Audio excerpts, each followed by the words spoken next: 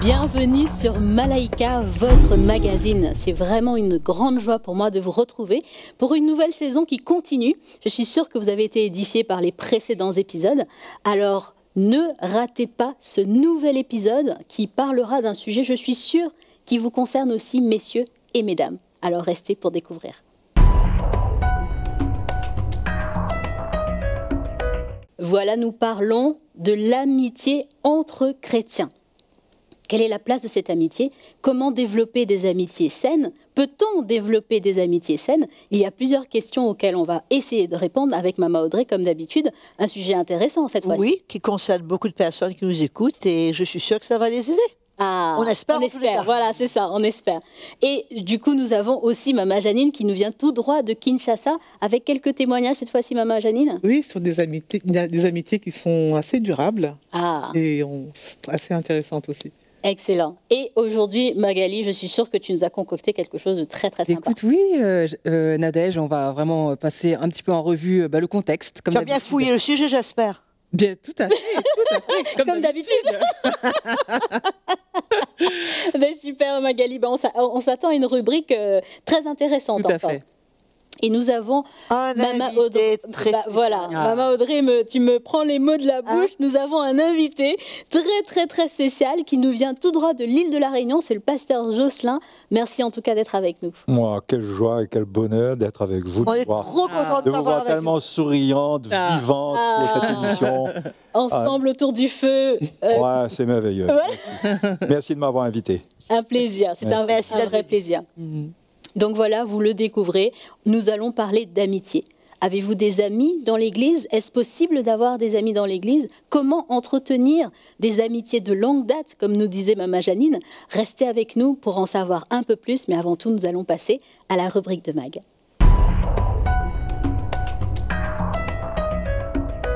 Donc voilà, Magali, tu nous disais que tu nous as concocté de belles choses aujourd'hui. Voilà, tout à fait. Donc d'abord une petite définition comme d'habitude. Alors, qu'est-ce que l'amitié, Nadège? Je suis allée chercher dans un dictionnaire tout à fait banal ce que veut dire ce terme. C'est une relation volontaire et réciproque fondée sur l'affection, la confiance, la loyauté et la vérité. Donc on dirait que Maman Audrey, je suis ton amie, non? Ça correspond. Ça c'est très bien, je suis très contente. Je suis rassurée. Ouais, je suis rassurée. Alors ce n'est pas un lien basé sur le sang ou l'intérêt, mais c'est vraiment sur le choix d'aimer, d'écouter, de soutenir et de marcher ensemble. Et le pasteur Jocelyn le sait, la Bible elle-même honore l'amitié sincère comme celle de David et Jonathan. Et Jésus appelle d'ailleurs aussi ses disciples des amis, comme on peut le voir dans Jean 15, verset 15, soulignant en fait la proximité et puis l'intimité qu'on peut avoir avec une personne. Alors dans le cadre chrétien, dans ce que j'ai pu voir, c'est pas seulement être quelque chose d'intime, c'est aussi un lieu d'édification mutuelle entre deux personnes, un miroir dans lequel on peut se voir et avec grâce et vérité. Et bien c'est aussi un refuge en temps de détresse. C'est vrai que quand on est dans une situation difficile, d'avoir des amis qui nous entourent, eh bien ça fait quand même quelque chose. Alors le contexte maintenant dans les milieux chrétiens, un petit peu de ce que j'ai pu voir en Afrique, alors l'amitié est souvent idéalisée par rapport à ce que j'ai pu lire. C'est peu enseigné de manière pratique.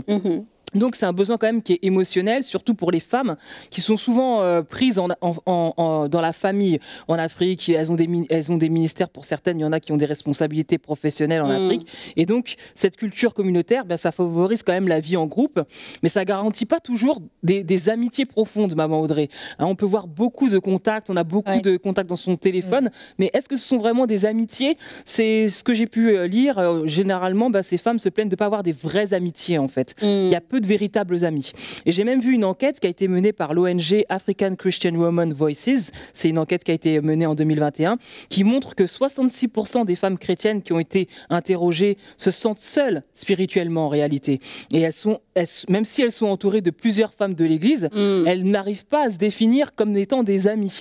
Et beaucoup de blessures aussi viennent d'amitiés mal placées, toxiques, de trahisons, des jalousies déguisées, des abus de confiance, des manipulations. C'était pas quelque chose de très réjouissant comme lecture que j'ai pu faire. Et à l'inverse, on peut voir quand même qu'il y a des amitiés sincères entre des femmes chrétiennes qui peuvent être force de prière, de guérison, d'encouragement, enfin un espace où vraiment on peut s'exprimer. Mais c'est vrai que dans la perception et dans les articles que j'ai pu lire, il y a beaucoup de femmes chrétiennes qui souffrent en silence d'un manque de soutien émotionnel parce qu'il y a trop de jalousie, il y a trop de rivalité dans les églises. l'Église. Voilà, tout à fait. Et certaines femmes confondent aussi fréquentation et amitié, ce qui n'est pas totalement la même chose, ce qui crée des déceptions profondes. Tout à fait. Voilà un petit peu pour cette rubrique sur le sujet. Mais moi, je suis amie avec tout le monde. Voilà, je suis la définition même de l'amitié. Merci beaucoup Magali pour les détails. Nous avons entendu ce que Magali nous disait dans sa rubrique, justement. Qu'en est-il à Kinshasa au niveau des amitiés? Est-ce qu'elles durent? Est-ce qu'elles perdurent dans l'Église? Alors à Kinshasa, c'est un peu varié. Donc on trouve des amitiés pour certaines femmes qui ont commencé dans leur enfance, avec leurs amis, et ensuite, après la conversion, cette amitié a perduré. Pour certaines, l'amitié va s'arrêter, Pasteur Jocelyn, juste au moment où la personne va se convertir, parce qu'il y a plus d'affinité. Bien sûr. Et sinon, on a aussi des amitiés qui vont durer dans le temps, qui vont être partagées. Au-delà de la confession religieuse, j'ai plusieurs sœurs qui m'ont dit avoir un lien profond d'amitié avec des sœurs, avec des sœurs qui sont d'autres églises, par exemple, ou d'autres confessions religieuses. Et ce sont des personnes pour lesquelles il y a beaucoup de respect, beaucoup d'aide. Les personnes sont là lorsqu'elles ont besoin d'aide, lorsqu'elles ont besoin dans les épreuves. C'est toujours des personnes qui sont là pour les écouter, pour les soutenir, etc.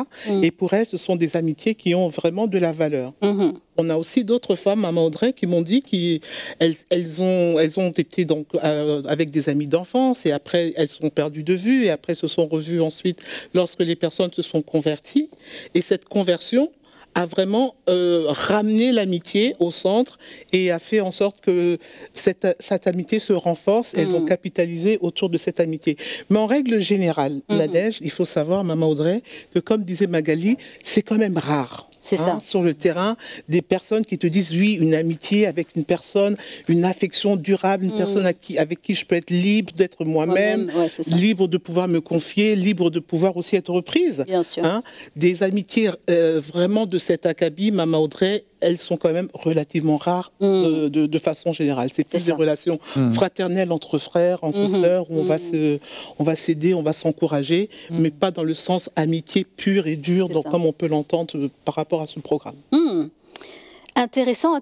Merci beaucoup, Maman Janine. Nous arrivons à la première question. Banco pour Maman Audrey. Alors, que dit la parole de Dieu? Et bien sûr, après, le pasteur Jocelyn pourra rebondir dessus. Mais que dit la parole de Dieu concernant ces amitiés entre chrétiens?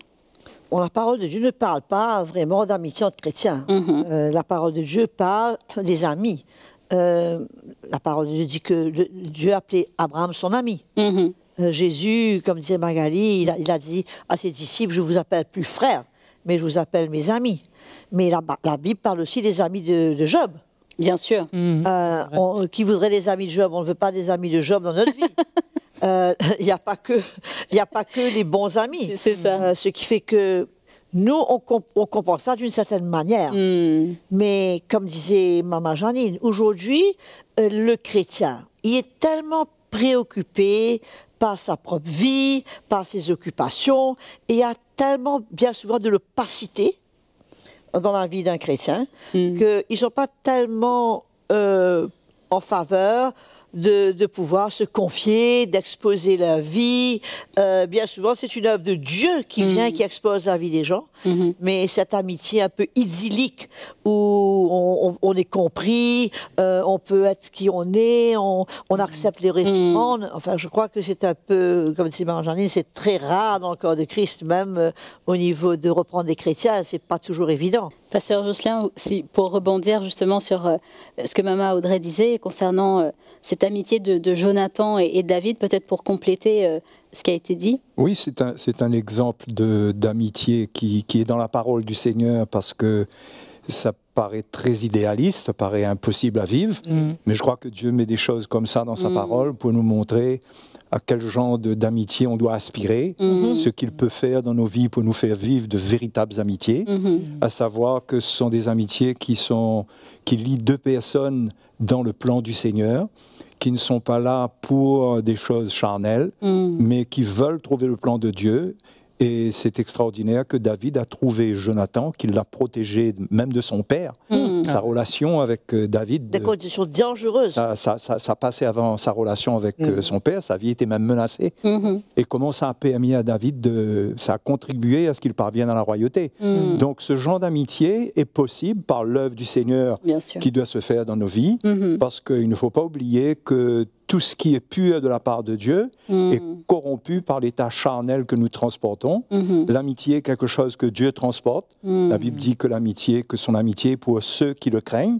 Donc il y a quelque chose en Dieu qui veut témoigner de l'amitié, qui veut nous faire vivre cela. Mais malheureusement, le péché a tout dégradé dans l'homme et a fait que tout s'est perverti. Mais il est possible aujourd'hui, par l'œuvre de Dieu dans notre vie, de vivre de véritables amitiés. Mais écoute, je peux te dire quand même, Jocelyn, on travaille ensemble depuis plusieurs années. Oui. On n'est pas juste des collaborateurs, on est quand même des vrais amis. Mais bien sûr. N'est-ce pas? On oublie Magali, hein. Elle a voulu être... Elle s'est imposée dans la relation. Dans l'évangile, je pense qu'en dehors de l'évangile, ça doit être très compliqué. Et je pense même qu'en dehors de l'évangile, il y a beaucoup de gens qui ont été blessés parce qu'ils ont pensé avoir quelqu'un de vrai, une vraie amie. Ils ont ouvert leur cœur. Et même peut-être ouvert leur cœur à des gens plus responsables qu'eux. Et finalement, ça a été exposé, ça a été révélé, ils ont perdu confiance. Et ça a tourné au vinaigre dans le sens qu'ils ont tellement été blessés que certains ont même quitté les églises. Pour des raisons comme ça. Bien sûr. Après avoir été exposés, après avoir été trahis. C'est ça. C'est une trahison. Une trahison. Ce qui fait que mais dans l'évangile, où on n'a pas de problème à être confronté, on ne devrait pas en tous les cas avoir des problèmes, à être confronté, toujours on vient, sauf Magali bien sûr, être confronté, à être pris et à être vrai, être qui on est. C'est vrai qu'on est frères et sœurs, c'est vrai qu'on est collaborateurs, mais il y a quand même un élément bien spécial qui est là, qui unit nos cœurs et qui fait qu'il n'y a rien qui nous arrêterait pour aider l'un l'autre. Il n'y a pas de barrière. Bien sûr. L'amitié, ça rapproche ce qu'on vit dans le Seigneur, ça rapproche nos cœurs davantage. Et ça nous permet de nous ouvrir les uns les autres et de nous écouter les uns les autres. Et je crois que c'est là qu'on reçoit une véritable aide spirituelle du Seigneur, parce que les choses sont à la lumière, il n'y a pas d'hypocrisie, il n'y a pas de choses cachées, c'est pas faux. Et c'est là que, quand on parle un langage de vérité dans l'amitié, et qu'on est prêt à s'ouvrir, mais on est prêt à recevoir, eh ben, ça peut donner l'occasion à de grandes choses. Et c'est important parce qu'on a besoin de confidence, on a besoin de se confier. Mais si on se confie à des gens qui n'en sont pas dignes, dont la relation n'a pas été éprouvée, on peut vite aussi être déçu. C'est ça. Donc c'est important de savoir à qui on a affaire. Mais une fois qu'on est établi, comme Maman Audrey dit, avec le chemin qu'on a fait, on sait quel chemin on a fait, on a été éprouvés ensemble, eh ben, il n'y a pas de problème de se tenir dans une véritable amitié.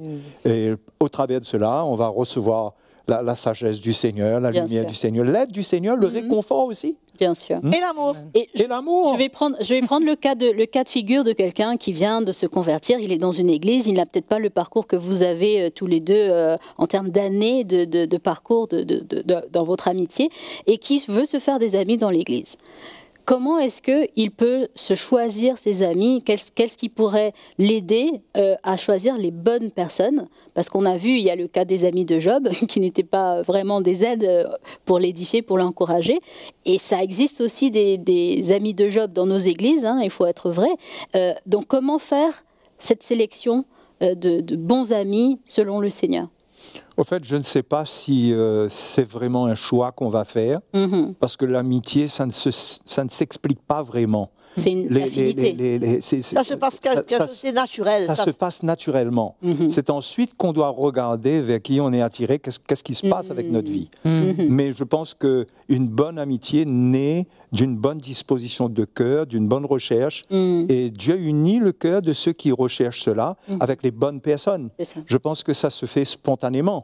Et que maintenant, si tout d'un coup on se retrouve lié quelque part avec quelqu'un et qu'on s'aperçoit qu'il n'est pas intéressé à glorifier le Seigneur, je crois que c'est simple, tout simplement de faire marche arrière sans renier la personne, mais d'être très prudent. Mais les bonnes amitiés naissent dépendant de ce qui anime notre cœur et de ce qu'on recherche. Je pense que bien souvent, il y a aussi une séparation naturelle qui se passe. Parce que si je prends le cas de Mickey et moi, quand on a quitté les Maurices, quand on était en Afrique du Sud, on était tout un groupe de Mauriciens.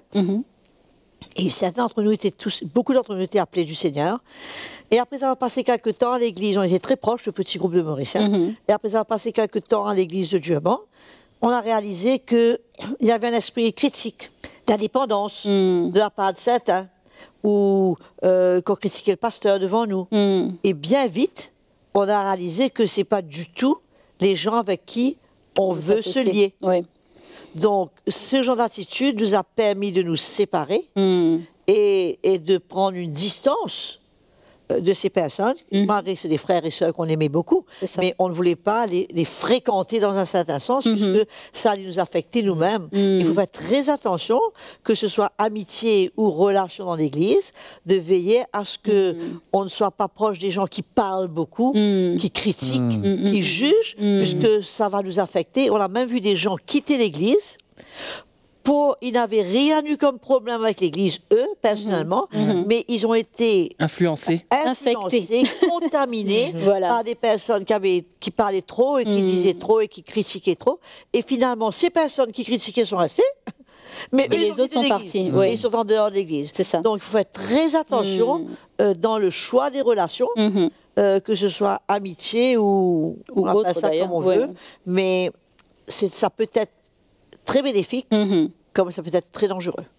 J'aime bien les exemples que tu nous donnes, Mama Audrey, pour identifier ce qu'on appellerait des amitiés toxiques, finalement, dans l'Église, parce que ça n'apporte rien, ça n'édifie pas, finalement. Mais ça détruit. Et ça détruit, c'est ça. Donc, tu as parlé de ceux qui sont amis, mais qui vont aller colporter des informations, des commérages, comme on dirait en français, sur les responsables, les pasteurs. Est-ce qu'il y a d'autres éléments qui peuvent permettre à ceux qui nous écoutent d'identifier que là c'est peut-être un feu rouge dans la relation. Des affinités émotionnelles.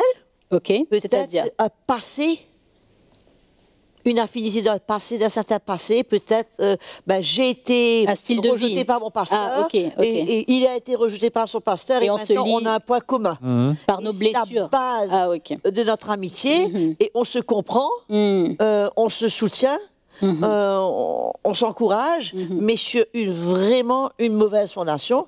Et ça peut être au détriment des deux. Et on a vu des cas comme ça, typiquement dans l'Église, et des chrétiens qui finalement finissent par s'éloigner du Seigneur. Bien sûr. Oui. C'est pourquoi je crois que Paul, lorsqu'il encourage Timothée, il encourage Timothée à fréquenter les gens qui invoquent le Seigneur d'un cœur pur. Je pense que ça, c'est la base. À partir du moment qu'on identifie quelqu'un dans une relation où son cœur n'est pas pur, il a des choses à dire, il critique, il murmure, et il cherche à nous associer avec lui dans ses plaintes, dans son état. Je pense que là, on a un cas de cœur qui n'est pas pur. Ça ne veut pas dire qu'on rejette totalement la personne, mais Paul n'encourage pas de bâtir, de s'édifier dans une relation comme ça. Bien sûr. Mais il encourage de rechercher ceux qui ont un cœur pur, parce que c'est avec eux qu'on va rechercher, comme il le dit, la justice, l'amour, la foi. Et il dit juste avant cela de fuir les passions de la jeunesse. Donc, si on se trouve avec quelqu'un qui n'a pas le cœur pur, on va se retrouver aussi en contact avec l'esprit du monde qui l'anime. Et la parole du Seigneur est claire que, bien sûr, là c'est un exemple extrême, qu'il ne faut pas s'asseoir avec les moqueurs. C'est ça. Mais si quelqu'un transporte un peu de cet esprit-là en lui, est-ce que c'est bon d'établir une relation, de l'écouter, d'être en communion? Parce que la communion amène les choses de notre âme à se mélanger. Et on va se retrouver à transporter des choses. Et parfois, on va se demander qui suis-je devenu, alors que je suis dans une relation justement qui est toxique, qui me contamine. Et le pire, c'est que très souvent, c'est déguisé. C'est-à-dire, la personne ne va pas critiquer ouvertement. C'est subtil. C'est-à-dire, quand on a un esprit critique, on va dire, je pourrais dire quelque chose comme j'adore le frère Jocelyn, mais c'est tellement bête que ce jour-là, il est crié avec sa femme. Mais c'est toujours sous le couvert de quelque chose. En fait, je ne veux pas critiquer mon soeur, j'adore le frère. Mais c'est toujours subtil. Et un esprit, ils ne vont jamais arriver carrément et vous dire carrément les choses contre le pasteur, mais c'est toujours sous forme déguisée. Et la critique, et c'est souvent subtil. On ne le dit pas. Mais, tu as vu, si tu as entendu des petites paroles qui peuvent vouloir dire, et automatiquement, une complicité s'installe, et c'est une très mauvaise plateforme sur laquelle construire. C'est pour ça que l'apôtre Paul dit de se méfier de ces gens et de ne rien avoir à faire avec des gens qui vont nous corrompre, qui vont nous éloigner de la vérité et ne pas nous emmener à suivre le Seigneur de la manière que le Seigneur veut. Ça me rappelle ce dicton qui dit qui s'assemble se ressemble, finalement. Qui se ressemble, pardon. Ah ben voilà, c'était dans l'autre sens. Qui se ressemble, s'assemble. Finalement, on tisse des liens qui ne sont pas édifiants devant le Seigneur. J'aimerais revenir à la question de la trahison. Je crois que c'était Mama Audrey ou Mama Janine qui parlait de ça. Mama Audrey, voilà. La trahison dans les relations amicales, où on a cru justement avoir une bonne amie ou un bon ami dans le Seigneur.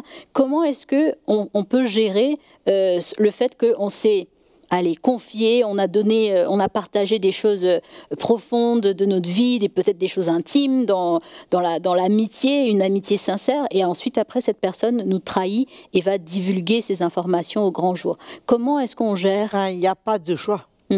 On est obligé d'accepter la situation et de pardonner. Puisque sinon, nous allons être victimes de cette situation nous-mêmes. On va pouvoir s'aigrir, être rempli d'amertume, de critiques, de jugements, se retirer, et c'est très grave. Il ne faut surtout pas tarder, puisque si cela nous arrive, il faut accepter qu'on s'est trompé. De ça on s'est trompé, on a cru, mais on a eu tort, nous aussi, de dire des choses qu'on ne pas dû dire. Mais maintenant que c'est fait et que la blessure est là, il faut absolument chercher l'aide du Seigneur pour pardonner et ne pas rester dans cet état, puisque sinon c'est nous qui allons être la victime dans la situation. Je suis sûr que Jocelyn peut construire. Oui, le pardon est important, parce que sur toute chose, si on veut continuer et nous-mêmes garder notre cœur pur, il faut pardonner, et puis il faut tourner la page et se dire aussi qu'on fait des erreurs dans la vie. On peut faire des erreurs au niveau de nos amitiés, on peut se tromper concernant les gens en qui on fait confiance, ça peut arriver, et dans ce cas, on apprend. On grandit en maturité, on grandit en discernement, et on fera moins d'erreurs, et à ce niveau-là, on ne fera plus beaucoup d'erreurs, parce que la trahison, ça fait mal. Être trahi, c'est un des sentiments les plus douloureux qu'on puisse ressentir. Donc, on va vite apprendre, je crois. Mais par contre, il faut faire attention. Je crois qu'on parle des dictons aujourd'hui, là. Échaudé, craint le froid. Oui, c'est ça. Il faut faire attention que, suite à cette expérience, on ne se ferme pas. Ah oui, que du coup, on n'a plus d'amis du tout. On ne se crée pas un mur autour de soi, une carapace qui fait que, alors, une fois, plus d'amis, c'est ça. Parce que par la suite, le Seigneur peut vouloir ouvrir une porte avec quelqu'un avec qui on pourrait se confier, avec qui on pourrait parler et ouvrir notre cœur. Et pour le coup, on ne veut plus. Bien sûr. Parce que il y a eu la trahison. Bah oui, c'est passé. C'est ça. Donc, il faut faire très Mais est-ce que c'est mal, justement, de rester sans amis? Après tout, on peut rester sans amis? Ouais, mais c'est pas dans la nature. Il y a des gens qui n'ont pas d'amis. Magali est passée de je suis l'ami de Mama Audrey à c'est ok de ne pas avoir d'amis. C'est vrai qu'il y a des gens qui sont beaucoup plus introvertis, tu vois, oui, c'est vrai. Qui ont du mal avec les relations humaines et puis qui restent sans amis. On peut ne pas avoir d'amis, mais c'est très important de pouvoir se confier. Très important de pouvoir s'ouvrir, de pouvoir parler, surtout si on cherche de l'aide, qu'on a besoin de l'aide, il faut pouvoir le faire, sinon on se prive d'une grâce. Donc, Magali, il faut que tu puisses s'ouvrir et que tu puisses partager librement. Je crois que c'est important qu'il y ait des relations claires dans le Seigneur, qu'on soit transparent, on n'a rien à cacher, mais il faut faire attention à qui on dit quoi. C'est ça. Et puis je pense que l'œuvre de Dieu dans notre vie va développer cela. C'est ça. Parce que l'œuvre du Seigneur va produire l'amour dans notre cœur. L'amour pousse à l'amitié fraternelle, à un niveau de relation où on ne peut pas supporter d'être seul. Et on vit la vie de Christ en nous. Elle vit de telle manière qu'elle unit les cœurs, qu'elle rapproche. Donc je ne crois pas qu'un chrétien qui grandit, qui a l'œuvre du Seigneur dans sa vie, il va se satisfaire de ne pas avoir des amis. Au minimum, ça va être d'avoir des relations où pouvoir se confier. Bien sûr. Alors, dernière question, juste avant de clôturer. Je sais que certains vont certainement nous poser ça sur les réseaux sociaux. Est-ce qu'un chrétien peut avoir une véritable amitié avec des non-chrétiens? Juste pour clôturer sur ce sujet. Jocelyn? Eh ben, l'histoire, c'est pas est-ce qu'on peut pas. Il n'y a pas de loi pour dire que tu as le droit, tu n'as pas le droit. La question, c'est que quand on est chrétien, on a un style de vie.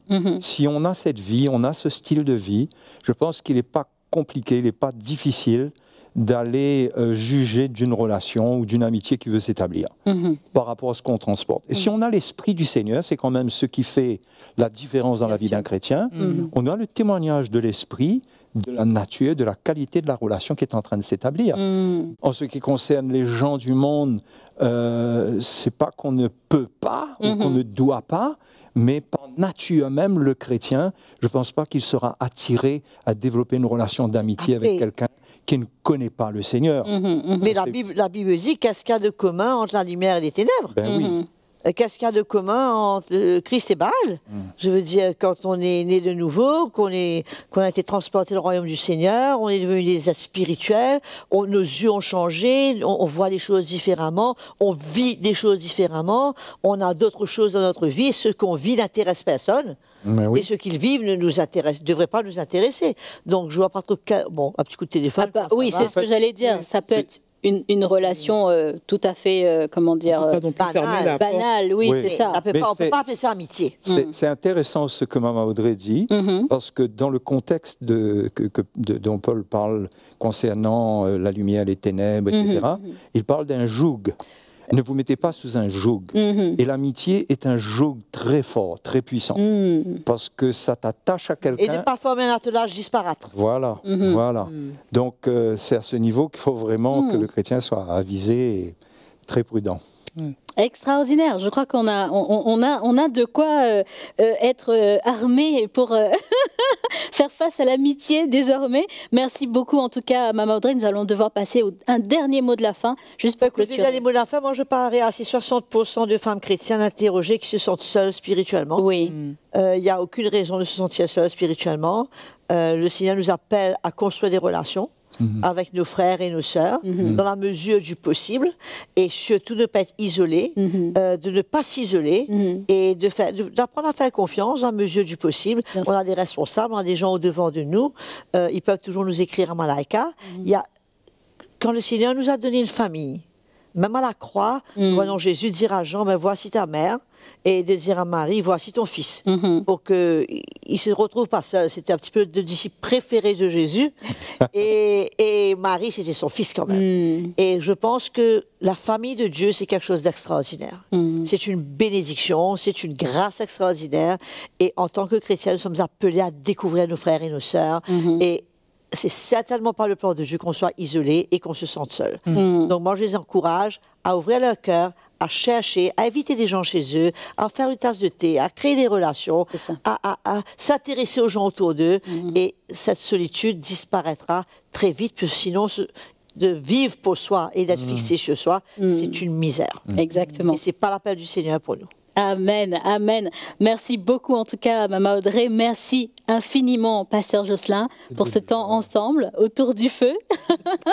Et bien sûr, merci à Maman Janine et à Magali. Vous l'avez entendu, le Seigneur a des belles choses pour nous. Et bien sûr, vous pouvez demander aussi au Saint-Esprit de vous montrer les bonnes personnes avec qui vous attachez. Et comme nous l'avons entendu, Maman Audrey vous invite à nous écrire, à nous parler, à nous partager. Si vous avez des choses à cœur, et bien sûr, si vous voulez connecter avec nous, nous sommes là pour vous.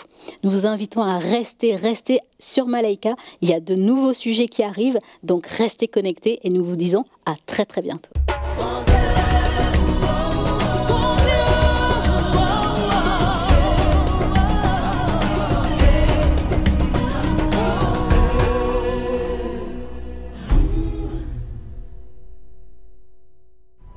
Merci beaucoup d'avoir été fidèles jusqu'au bout.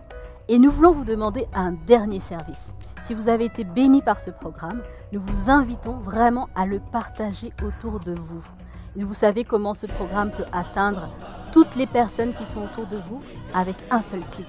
Alors nous vous invitons vraiment à liker, à partager et aussi à connecter sur tous les réseaux, toutes les plateformes de Malaika pour être bien sûr les premiers informés des prochaines parutions de Malaika. Nous vous disons à très bientôt.